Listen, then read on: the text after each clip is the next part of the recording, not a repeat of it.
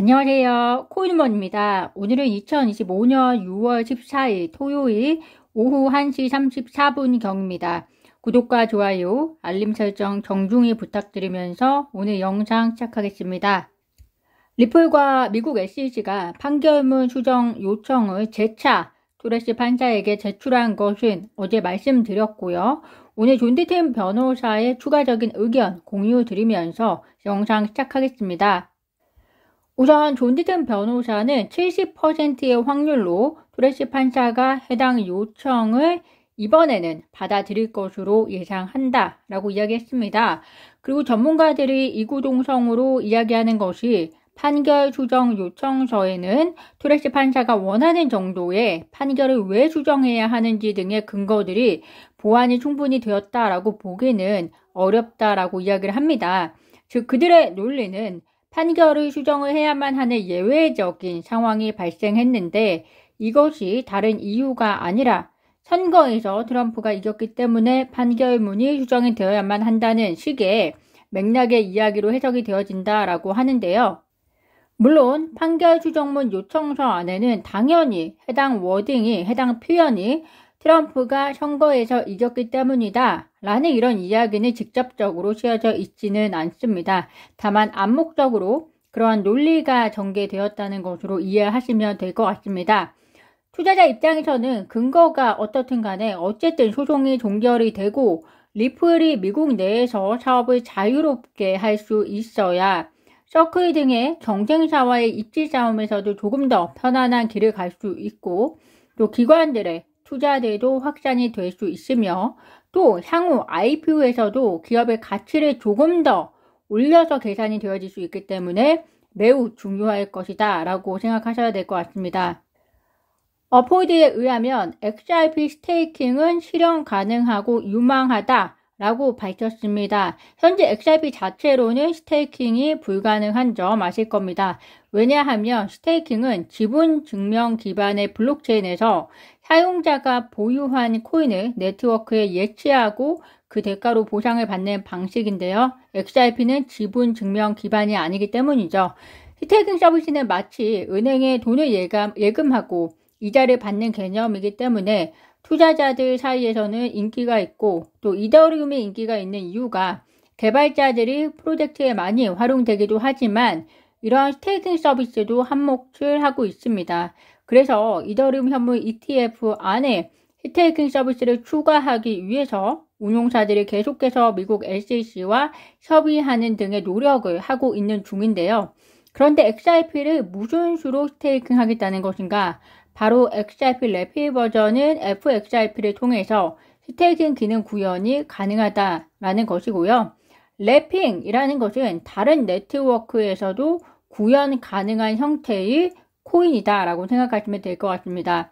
여기서는 지분 증명에서도 구현 가능한 FXRP를 생성해서 스테이킹을 가능하게 만들겠다라는 것으로 이해하시면 되고요.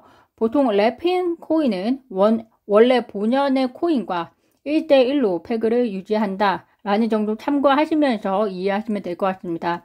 결과적으로 말씀드리고자 하는 것은 XRP가 가지고 있는 한계점을 뛰어넘어서 다양한 방식으로 XRP가 활용될 수 있는 형태들이 만들어지고 있다는 것은 XRP의 효용성을 높여줄 수 있다는 점에서 의미 있는 소식이고요. 특히 얼마 전에 APEC 2025에서 리플 최고 기술 책임자가 2분기에 이더리움 호환형 EVM이 완료되면 XRP 레저 역시 스마트 컨트랙트가 가능해진다는 점을 하이라이트한 점을 보면 XRP 효용성의 전망은 밝다라고 볼 수 있을 것 같습니다. JP모건이 최근 보고서에서 미국 규제 환경이 보다 완화될 것으로 예상하면서 IPO를 추진하는 암호화폐 기업 수가 늘어나고 있다 라고 이야기를 합니다. 그러면서 리플, 크라켄, 컨센시스 등이 올해 IPO를 준비하고 있다라고 밝혔는데요.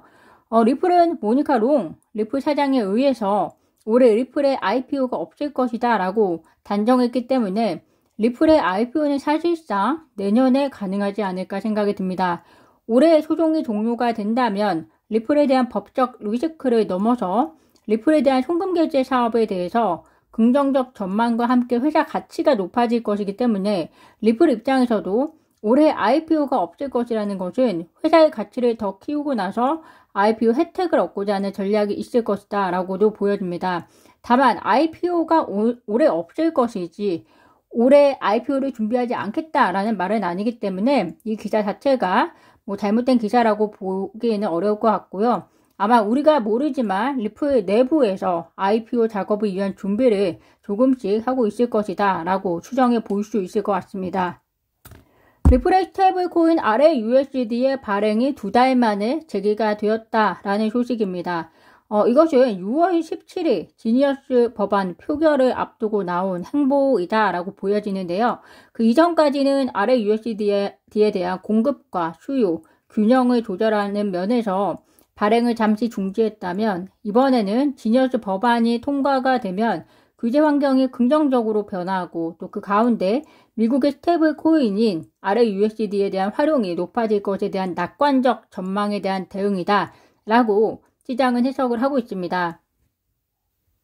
이스라엘의 이란에 대한 공격 그리고 이란의 이스라엘에 대한 보복 과정에서 역시 안전자산인 금으로 투자자들이 몰렸습니다. 그런데 비트코인은 급락했었죠. 디지털의 금이라고 불리는 비트코인이 왜 급락했을까 궁금하실 텐데요.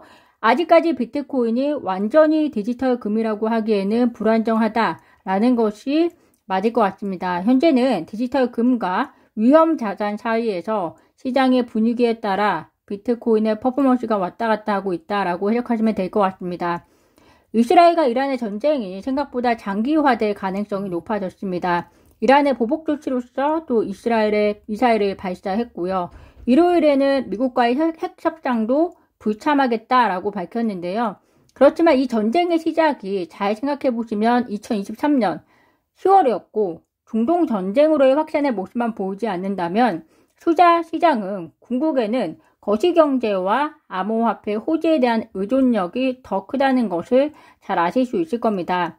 다만 전쟁이 장기화되면 유가 상승으로 인해서 인플레이션 우려가 커지고 그렇게 되면 비록 이번에 미국 소비자 물가 지수 등이 긍정적으로 나왔다 하더라도 연준 입장에서는 금리 인하에 대해서 더 숙고할 가능성이 남아있다는 점은 참고하시면 좋을 것 같습니다. 따라서 6월 19일 목요일 FOMC에서 미국의 금리 인하 가능성은 거의 0%지만 향후 금리 인하 전망에 대해서 파월이 어떤 연설을 하는지 주목하셔야 할 것이며 이때 최근 전쟁이 인플레이션에 어떤 영향을 줄 것으로 연준이 바라보는지도 향후 미국의 그 근접한 통화 정책을 예상하시는데 도움이 될 것으로 보입니다. 오늘 제가 준비한 소식은 여기까지입니다. 오늘도 영상 시청 진심으로 감사드리고요. 구독과 좋아요, 알림 설정은 코인우먼에게 큰 힘이 됩니다. 감사합니다.